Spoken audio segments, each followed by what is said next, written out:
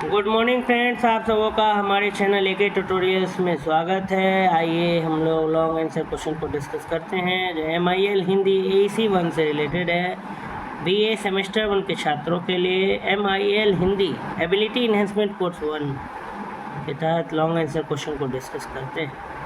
इससे पहले भी मैंने बहुत सारे लॉन्ग आंसर क्वेश्चन को डिस्कस किया है, तो अगर आप चैनल पर नए हैं तो प्लीज़ चैनल को सब्सक्राइब कर लें, और अगर आप तक अपने वो सब वीडियो नहीं देखा है तो ज़रूर जा कर के चैनल पर देखें। आइए नए क्वेश्चन को डिस्कस करते हैं। तुलसीदास का काव्यगत परिचय दीजिए।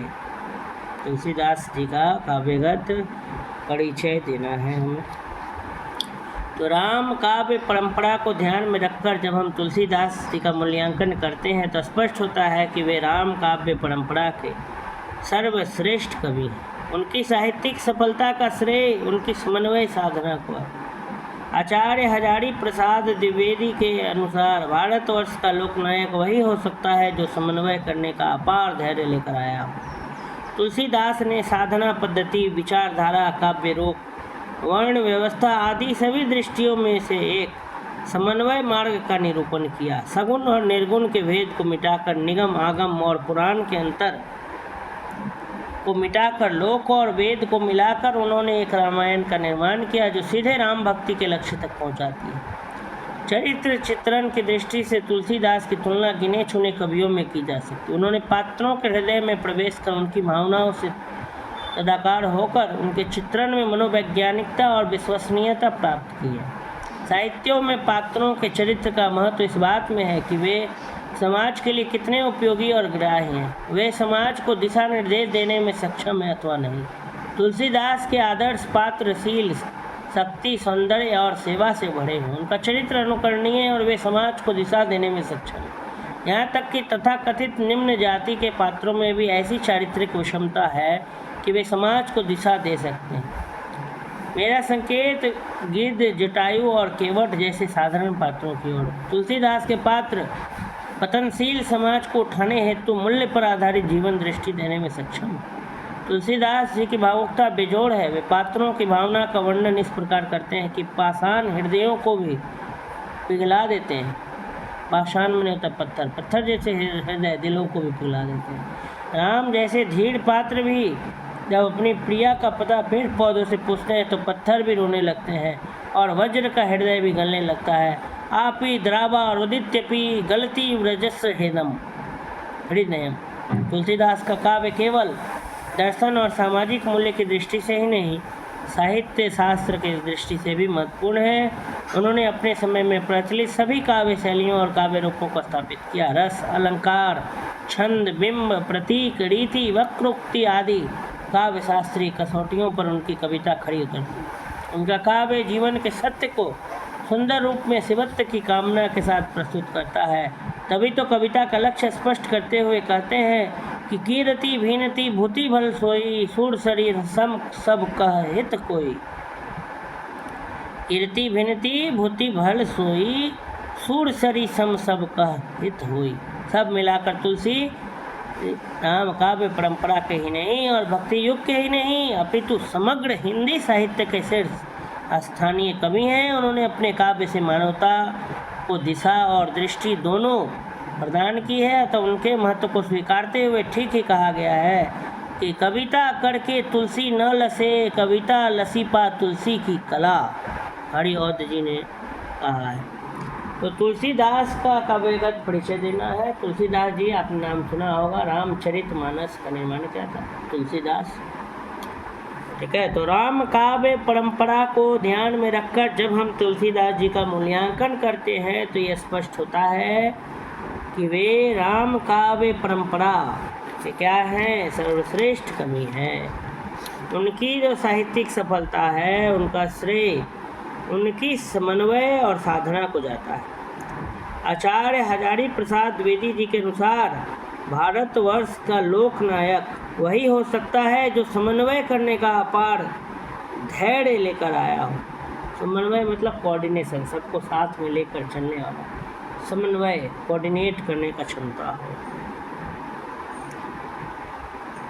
ठीक है, आचार्य हजार प्रसाद द्विवेदी जी के अनुसार भारतवर्ष का लोकनायक नेता वही हो सकता है लोगों का नेता, लोगों का नायक, लोकनायक। वही हो सकता है लीडर, लोगों का लीडर, नेता।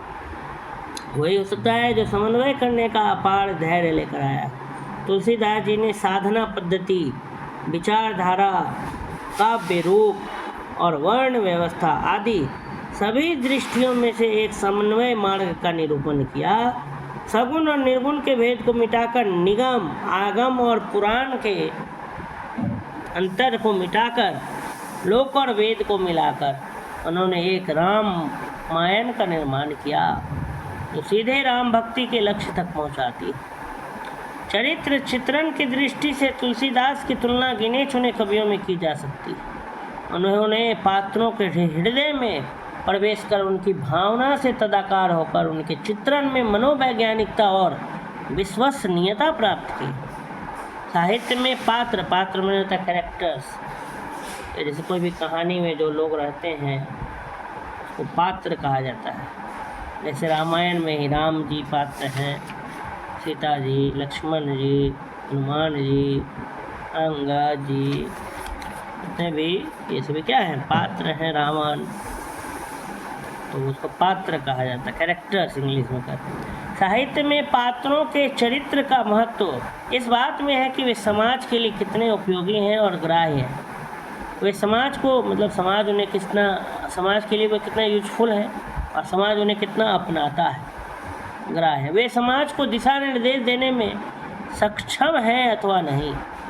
तुलसीदास के आदर्श पात्र शील, शक्ति, सौंदर्य और सेवा से भरे हैं।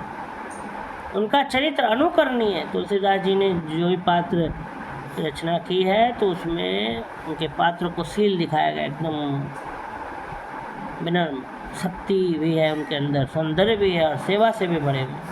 शील, शक्ति, सौंदर्य और सेवा, उनका चरित्र अनुकरणीय है और वे समाज को दिशा देने में सक्षम है। यहाँ तक कि तथाकथित निम्न जाति के पात्रों में भी ऐसी चारित्रिक विषमता है कि वे समाज को दिशा दे सकते।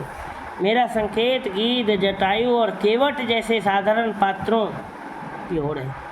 तुलसीदास के पात्र पतनशील समाज को उठाने हेतु मूल्य पर आधारित जीवन दृष्टि देने में सक्षम है।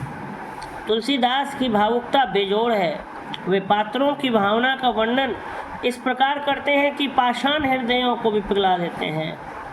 राम जैसे धीर पात्र भी जब अपनी प्रिया का पता पेड़ पौधों से पूछते हैं तो पत्थर भी रोने लगते हैं और वज्र का हृदय भी गलने लगता है। अपि द्रावा रोदित्यपि गलती ब्रजस्य हृदयम। तुलसीदास जी का काव्य केवल दर्शन और सामाजिक मूल्य की दृष्टि से ही नहीं, साहित्य शास्त्र की दृष्टि से भी महत्वपूर्ण है। उन्होंने अपने समय में प्रचलित सभी काव्य शैलियों और काव्य रूपों को स्थापित किया। रस, अलंकार, छंद, बिंब, प्रतीक, रीति, वक्रोक्ति आदि काव्य शास्त्रीय कसौटियों पर उनकी कविता खरी उतरती है। उनका काव्य जीवन के सत्य को सुंदर रूप में शिवत्व की कामना के साथ प्रस्तुत करता है। तभी तो कविता का लक्ष्य स्पष्ट करते हुए कहते हैं कि कीर्ति भीनति भूति भल सोई, सूर सरी सम सब का हित कोई। सब मिलाकर तुलसी राम काव्य परंपरा के ही नहीं और भक्ति युग के ही नहीं अपितु समग्र हिंदी साहित्य के शीर्ष स्थानीय कवि हैं। उन्होंने अपने काव्य से मानवता को दिशा और दृष्टि दोनों प्रदान की है। अतः उनके महत्व को स्वीकारते हुए ठीक ही कहा गया है कि कविता करके तुलसी न लसे, कविता लसी पा तुलसी की कला। जो है तुलसीदास जी का काव्यगत क्या हुआ, परिचय हुआ।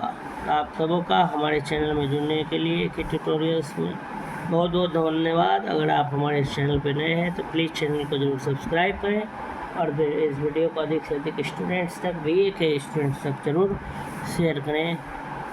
पुनः एक बार आप सबों का हमारे चैनल AK ट्यूटोरियल्स में जुड़ने के लिए धन्यवाद।